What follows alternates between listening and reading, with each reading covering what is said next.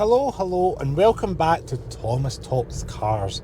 You join me behind the wheel of the Isuzu D-Max V-Cross, and this particular one happens to have an ARB Camper conversion on the back of it. Now, all Isuzus in the UK are D-Max, it's the sole model, and they're all powered by a 1.9 litre 4-cylinder diesel, putting out around 164 PS or 360 newton meters of torque. Now that is your sole engine option here in the UK. There is an electric one coming, which may be out the time you watch this video. The car is offered in a 6-speed manual transmission, or, as we have equipped today, a 6-speed automatic. Now if you go for the manual, 0 to 60 is around 10.9 seconds, and if you go for the automatic, that speed's the time to accelerate to 60 increases to about 13 seconds, which is pretty leisurely. You can probably hear out in the road that agricultural style engine rattling in the distance there. But I guess you'd expect that from a work truck. On the interior, we do have a nice new touchscreen display, as well as a digital display for the driver with a blend of analog gauges on the outside for your temperature, fuel and rev counter. Now the infotainment display is 9 inches, it is touchscreen, as Apple CarPlay and Android Auto. On the standard setting you can see things like your phone, the time, the date and the kind of pitch angle of the vehicle. So as you're moving along, that's changing with the kind of altitude and longitude of the road there. That's probably the wrong words, but you know what I mean, the pitch and yaw of the vehicle on the road. Now this car is known for being robust, reliable, and that's people gravitate towards the Isuzu brand. This is the second facelift for the third generation model. It has all the new kind of latest safety features like the blind spot, rear cross traffic alert, etc. Getting away, it does feel like a truck or truck-based kind of roly-poly thing out on the road. There's some squeaks and rattles in the back with that conversion camper stuff on the roof, I'm guessing. But yeah, it does feel quite large, it feels quite brawny, a bit roly-poly, comfortable at least over the potholes and your things like your speed bumps. 0 to 60 with this car, as I mentioned, is over 10 seconds. The top speed of this vehicle is around 112 miles per hour, and they claim around 30 to 35 miles to a gallon depending on your transmission.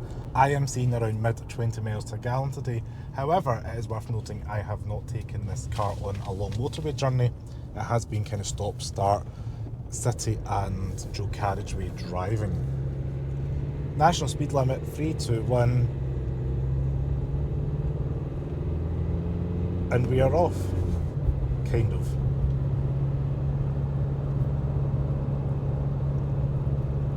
Yeah, it's 45, leisurely, 46. It's not, you're not buying this for acceleration or driving dynamics, that is for sure. Now you can get a kind of single cab or this double cab depending on what you're wanting.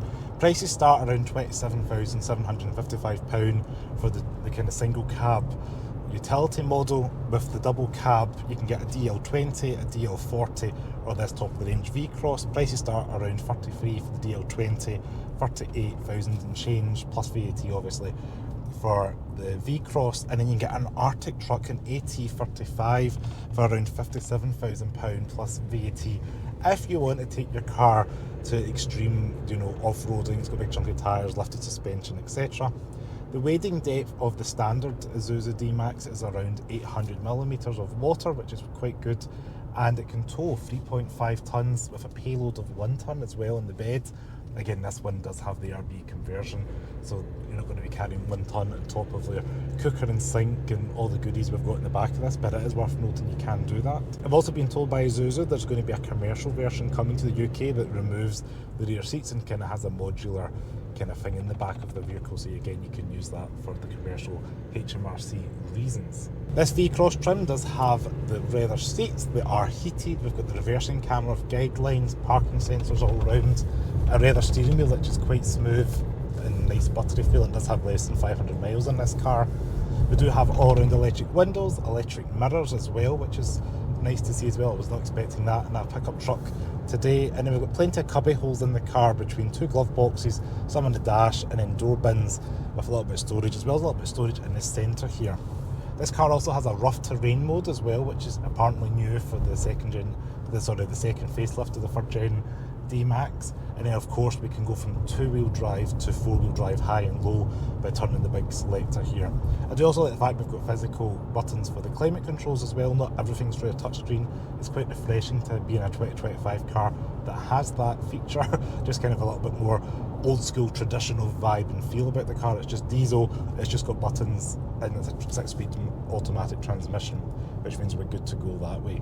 Visibility out front, you do sit nice and high. I've got a Defender currently behind me, but yeah, typically you're sitting nice and high and proud over the hedgerows. You're sitting high and proud over hedgerows.